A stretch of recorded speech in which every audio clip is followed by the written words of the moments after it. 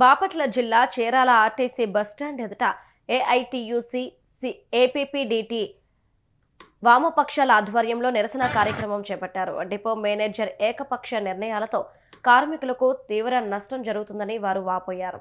RTC bus stand ఎదుట బైఠాయించి depot మేనేజర్కు వ్యతిరేకంగా నినాదాలు చేశారు. ఆర్టీసీ కండక్టర్ కుసుమ కుమారి అక్రమ సస్పెన్షన్ను వెంటనే ఎత్తివేయాలని డిమాండ్ చేశారు. స్త్రీ శక్తి పథకం కింద అధిక టికెట్లు కేటాయించారనే నెపంతో కండక్టర్ కుసుమ కుమారుని సస్పెండ్ చేయడం అమానుష్యం అని ఏపీ జేఏసీ జిల్లా మహిళా చైర్పర్సన్ రజని అన్నారు.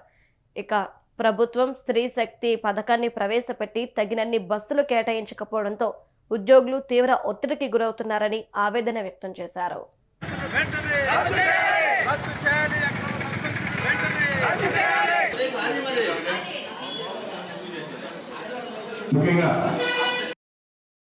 ఏ టైంలో ఎంతమంది మహిళలు ఎక్కారో, ఏ టైంలో ఎంతమంది మహిళలు ఉండట్లేదు అనేది చూసుకోకుండా ఈ చీరాల డిపోలో కుసుమ కుమారి గారు అధికంగా స్త్రీశక్తి టికెట్లు కొట్టారని చెప్పేసి వారిని అక్రమంగా సస్పెండ్ చేయటం చాలా అమానుషం. దీన్ని మేము ఏపీజేఎస్ అమరావతిగా మహిళా చైర్పర్సన్గా తీవ్రంగా ఖండిస్తూ ఉన్నాము. ఎందుకంటే ఎటువంటి ఒక కంప్లైంట్ లేదు, ఎవరు ఒక ప్యాసింజర్ వచ్చి కంప్లైంట్ ఇచ్చింది లేదు ఆవిడ మీద, లేదా ఎటువంటి ఒక స్క్వాడ్ వాళ్ళు కేసు రాసింది లేదు. కానీ స్త్రీశక్తి టికెట్లు ఎక్కువగా కొట్టారని చెప్పేసి సస్పెండ్ చేస్తే ఇక రేపటి నుంచి కండక్టర్లు, డ్రైవర్లు ఎక్కిన వాళ్ళకి టికెట్లు కొట్టాలా వద్దా? ఈ యొక్క ఆర్టీసీ యాజమాన్యానికి, ప్రభుత్వానికి నేను ఒకటే డిమాండ్ చేస్తా ఉన్నా.